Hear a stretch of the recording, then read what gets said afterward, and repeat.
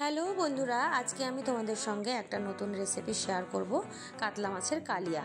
তো তার জন্য আমি এখানে মাছগুলোকে ভেজে নিচ্ছি। আর মাছগুলো কিন্তু অবশ্যই আগে থেকে নুন হলুদ মাখিয়ে রেখেছিলাম, আর সঙ্গে শুকনো লঙ্কা গুঁড়ো আর একটু সর্ষের তেল দিয়েছিলাম। আর এখন যে মশলাগুলো লাগবে, এই যে এখানে রসুন, আদা, পেঁয়াজ, টমেটো আর একটু কাঁচা লঙ্কা, এই দিয়ে একটা পেস্ট বানিয়েছি। আর সম্বারার জন্য দিয়ে দিয়েছি কিছু মশলা। এর মধ্যে আছে যেমন শুকনো লঙ্কা, তেজপাতা, জিরে, ছোটো এলাচ, বড় এলাচ, দারচিনি।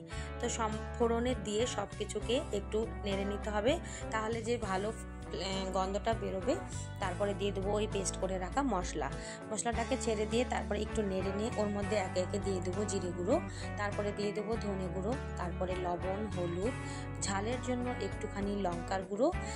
আমার এখানে কাশ্মীরি লঙ্কার গুঁড়ো ছিল না, তাই আমি ঝাল লঙ্কার গুঁড়োটাই অল্প ইউজ করেছি। আর দিয়ে দিয়েছি চিনি অল্প সামান্য।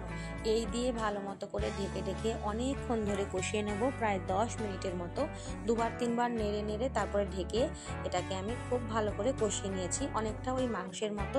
যদি এই কাজটা তোমরা ভালো করে না করো, তাহলে কিন্তু কাঁচা গন্ধটা থেকেই যাবে।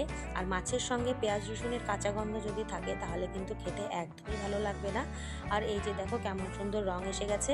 আর এইবারে আমি দিয়ে দেবো 2 চামচের মতো টক দই। আর টক দইটা দেওয়ার আগে অবশ্যই ভালো করে ফেটিয়ে নিতে হবে, আর গ্যাসের ফ্লেমটাকে একদম লো করে দিতে হবে, নাহলে কিন্তু ছানা কেটে যাবে।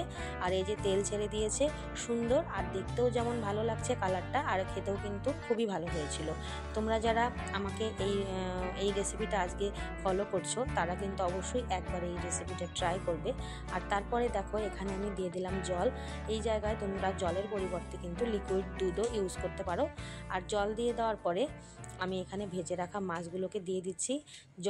মাছ দেওয়া ফুটা হয়ে গেলে এরপরে আস্তে আস্তে দিয়ে দেবো আমি গরম মশলার গুঁড়ো, আর সঙ্গে দিয়ে দেবো 2 চামচের মতো গুঁড়ো দুধ। এই গুঁড়ো দুধটা কেন দিয়েছি, যেন টেস্টটা অনেক গুণ বেড়ে যায়। তো বিয়েবাড়িতে কিন্তু এইভাবেই করা হয়। তো তোমরা কিন্তু অবশ্যই এই রেসিপিটা ট্রাই করবে, আর ভালো লাগলে আমাকে কমেন্টে অবশ্যই জানাবে। তো ততক্ষণ দেখা হচ্ছে অন্য কোনো ভিডিওতে। ভালো থেকো।